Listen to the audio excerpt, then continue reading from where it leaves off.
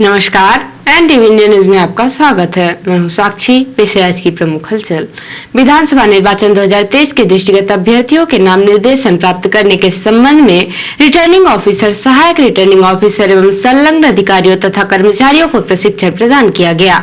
Collector एवं जिला निर्वाचन अधिकारी साकेत मालवीय ने कहा कि विधानसभा निर्वाचन 2023 के लिए जिले की चारों विधानसभा क्षेत्रों के लिए 21 अक्टूबर 2023 से नाम निर्देशन पत्र प्राप्त किए जाएंगे। इसके पूर्व सभी रिटर्निंग एवं सहायक रिटर्निंग ऑफिसर भारत निर्वाचन आयोग द्वारा जारी नियमों एवं निर्देशों को अच्छी तरह समझकर आत्मसात कर ले, साथ ही उसके अनुसार नाम निर्देशन पत्र प्राप्त करने की आवश्यक तैयारियां कर ले। कलेक्टर ने कहा कि शांतिपूर्ण, निष्पक्ष एवं त्रुटि रहित निर्वाचन संपन्न कराने में रिटर्निंग ऑफिसर तथा सहायक रिटर्निंग ऑफिसर की भूमिका सर्वाधिक महत्वपूर्ण है। निर्वाचन के संबंध में आयोग द्वारा स्पष्ट निर्देश जारी किए गए हैं। हमें उन नियमों एवं निर्देशों के अनुसार ही समस्त कार्यवाहियां पूर्ण करनी है। अतः नियमों को अच्छी तरह समझे एवं अपनी शंकाओं का समाधान कर लें। इस लोकतांत्रिक प्रक्रिया में प्रत्येक व्यक्ति को सम्मिलित होने के समान अवसर प्राप्त हो, यह हमारी जिम्मेदारी है। कलेक्टर ने कहा कि निर्वाचन संबंधी अनुमतियों को प्रदान करते समय भी आवश्यक सावधानियां बरतें। अनुमति देते समय प्रावधानों को स्पष्ट रूप में वर्णित किया जाए। कलेक्टर ने धार्मिक, सांस्कृतिक एवं सामाजिक कार्यक्रमों के आयोजन की अनुमति देते समय यह सुनिश्चित करेंगे कि इन आयोजनों में किसी भी प्रकार की राजनीतिक गतिविधियों का आयोजन नहीं किया जाए। कलेक्टर ने बताया कि आयोग द्वारा निर्वाचन की घोषणा के साथ ही मतदाता सूची से नाम विलोपित करने एवं संशोधनों के प्राप्त नवीन आवेदनों में किसी भी प्रकार की कार्यवाही नहीं की जाएगी। 20 अक्टूबर तक नाम जोड़ने के नवीन आवेदन प्राप्त किए जाएंगे तथा नियमानुसार उनमें कार्यवाही की जाएगी। कलेक्टर ने आदर्श आचरण संहिता के दृष्टिगत क्षेत्र में कड़ी निगरानी रखने के निर्देश दिए हैं।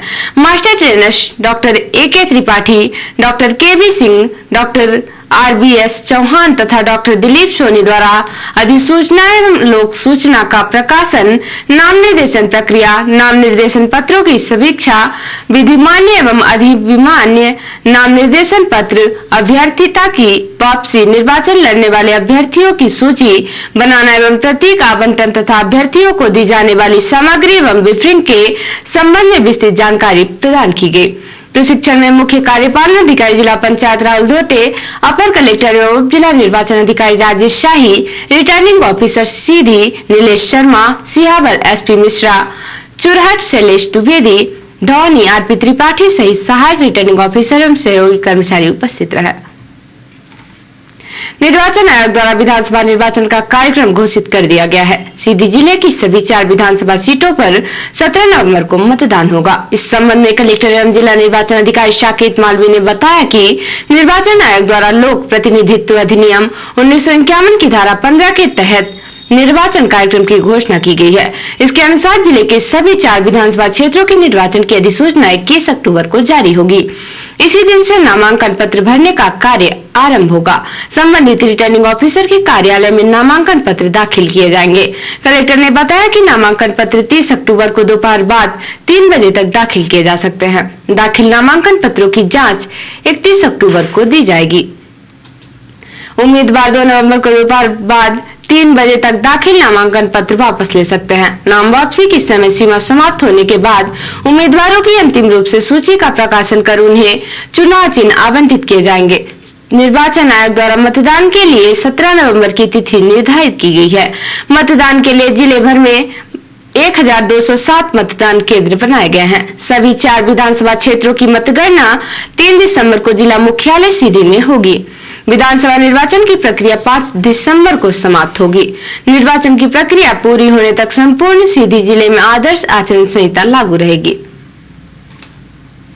नागरिकों के मौलिक अधिकारों का हनन न हो तथा कानून एवं शांति व्यवस्था का सुचारू रूप में संचालन करने के लिए सांप्रदायिक सद्भाव लोक व्यवस्था बनाए रखने व कानून व्यवस्था की स्थिति निर्मित होने की दृष्टि से कलेक्टर एवं जिला दंडाधिकारी श्री साकेत मालवीय ने दंड प्रक्रिया संहिता 1973 की धारा 144 के तहत प्रदत्त शक्तियों का प्रयोग करते हुए प्रतिबंधात्मक आदेश जारी किए हैं। जारी आदेशानुसार कोई भी व्यक्ति सोशल मीडिया के विभिन्न प्लेटफॉर्म जैसे Facebook, WhatsApp, X, Twitter, hitech, SMS एवं इंस्टाग्राम इत्यादि का दुरुपयोग कर धार्मिक और सामाजिक जातिगत विद्वेष को भड़काने के लिए किसी भी प्रकार के संदेश का प्रसार नहीं करेगा, जिनसे किसी व्यक्ति, संगठन या समुदाय आदि को एक स्थान पर एक राय होकर जमा होने का अवसर प्राप्त हो, जिससे कानून एवं शांति व्यवस्था भंग होने की प्रबल संभावना हो। कोई भी व्यक्ति उपरोक्त वर्णित सोशल मीडिया के किसी भी प्लेटफॉर्म में किसी भी प्रकार की आपत्तिजनक एवं उन्माद फैलाने वाले संदेश, फोटो, ऑडियो, वीडियो इत्यादि भी सम्मिलित हैं, जिसमें धार्मिक, सामाजिक, जातिगत आदि भावनाएं भड़क सकती हैं व सांप्रदायिक विद्वेष पैदा होता हो, ना ही प्रसारित करेगा ना ही भेजेगा। सोशल मीडिया के किसी भी पोस्ट जिसमें धार्मिक, सांप्रदायिक एवं जातिगत भावना भड़कती हो को कमेंट्स, लाइक, शेयर या फॉरवर्ड नहीं करेगा। ग्रुप एडमिन की यह व्यक्तिगत जिम्मेदारी होगी कि वह ग्रुप में इस प्रकार के संदेशों को रोके।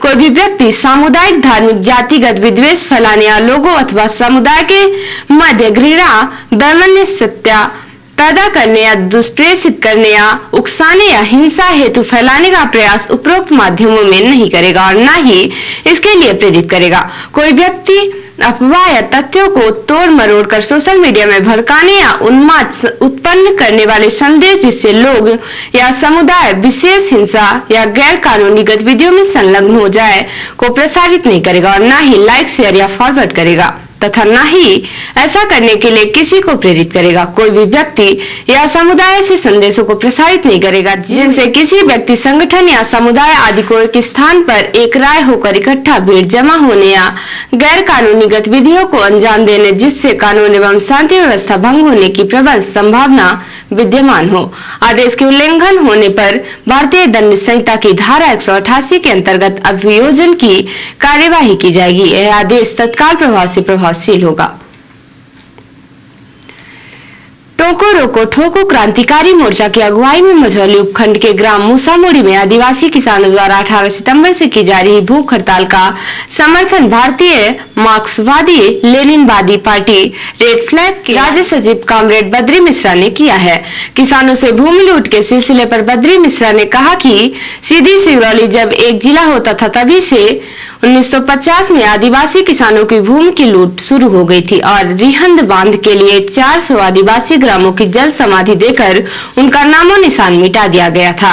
इसके बाद तथाकथित विकास के नाम पर सीधी सिंगरौली जिले के सैकड़ों गांव का नामो निशान मिटाया जा चुका है। धोखाधड़ी एवं जबरिया जमीन लूट के बाद 90% विस्थापित मानव जीवन के मौलिक साधनों को मोहताज होकर दर दर की ठोकरें खाते हुए अपने जीवन को समाप्त कर दिए हैं या ठोकरें खाने को मजबूर हैं। पूरे देश में किसानों, खासकर आदिवासियों की भूमियों को लूटने का संसद से लेकर सरकार तक का षड्यंत्र चल रहा है।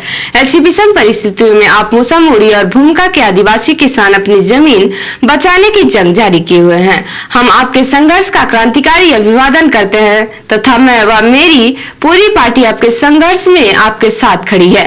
दिनांक 13 अक्टूबर 2023 को भूख हड़ताल के 26वें दिन अधिग्रहण प्रभावित किसान महावीर सिंह गौड़ के द्वारा रंगदेव सिंह गौड़ और हरीशचंद केवट को अधिग्रहित भूमि की मिट्टी की तिलक लगाकर अनशन पर बिठाया गया।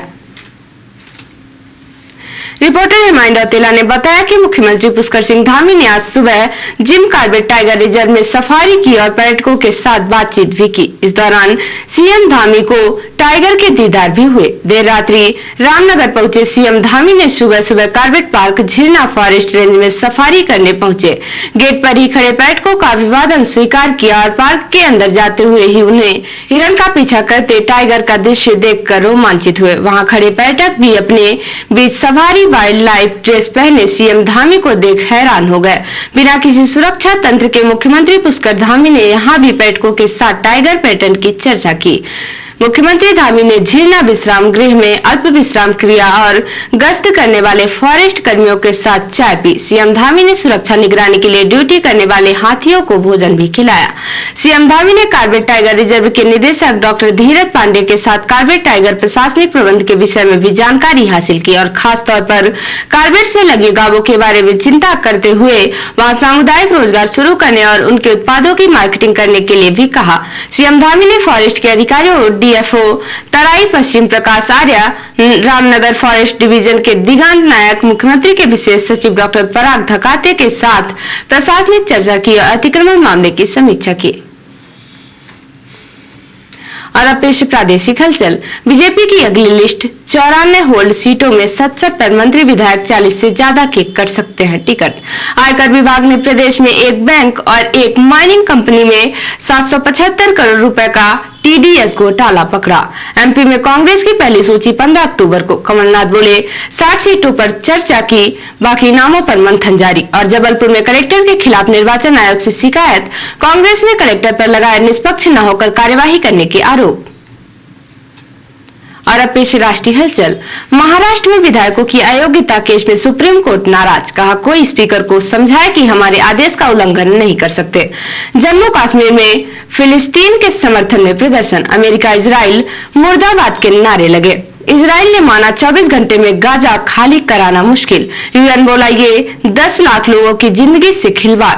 और अमेरिकी विदेश मंत्री ने नेतन्याहू से मुलाकात की, कहा मैं यहूदी हूं, इजराइल में जो हुआ उसे समझता हूं। तो ये थी आज की प्रमुख हलचल। नमस्कार।